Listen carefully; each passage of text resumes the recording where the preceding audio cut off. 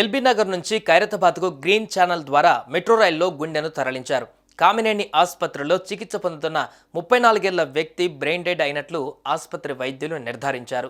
అవయవాలను దానం చేసేందుకు బంధువులు అంగీకరించడంతో ఆ మేరకు జీవన్ దాన్కు సమాచారం ఇచ్చారు. అప్పటికే గుండె పనితీరు పూర్తిగా దెబ్బతిని ఖైరతాబాద్ గ్లెనిగల్ గ్లోబల్ ఆసుపత్రిలో చికిత్స పొందుతున్న 35 ఏళ్ల వ్యక్తికి బ్రెయిన్ డెడ్ వ్యక్తి గుండెను అమర్చేందుకు ఏర్పాట్లు చేశారు. హైదరాబాద్లో ట్రాఫిక్ గురించి ప్రత్యేకంగా చెప్పనవసరం లేదు. కొన్ని ట్రాఫిక్ సిగ్నళ్ల వద్ద గంటల కొద్దీ వేచి చూడవలసిన పరిస్థితి. అత్యవసర సమయాలలో నగరంలోని ఓ ప్రాంతం నుంచి మరో ప్రాంతానికి చేరుకోవడం చాలా కష్టమైన పని. అంబులెన్స్ వంటి ఎమర్జెన్సీ వాహనాలు సైతం వేగంగా వెళ్లలేని పరిస్థితి.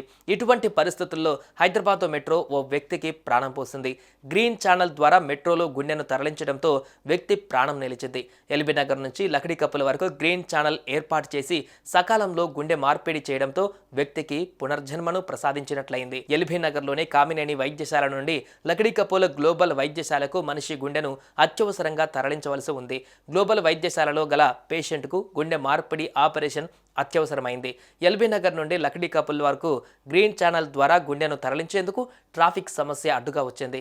ఇక అంతే, వైద్యులు వెంటనే హైదరాబాద్ మెట్రో యాజమాన్యాన్ని సంప్రదించారు. మనిషి అవయవాలను అంబులెన్స్లలో, విమానంలో తరలించడం పరిపాటి. కానీ మెట్రో యాజమాన్యం అంగీకరించడంతో గ్రీన్ ఛానల్ ద్వారా ఎల్బీ నగర్ నుండి లక్డీ కపుల్ వరకు మెట్రో రైలులో గుండెను తరలించారు. సకాలంలో గ్లోబల్ వైద్యశాలకు గుండె చేరగా వైద్యులు సదరు రోగికి శస్త్రచికిత్స చేసేందుకు ఉపక్రమించారు.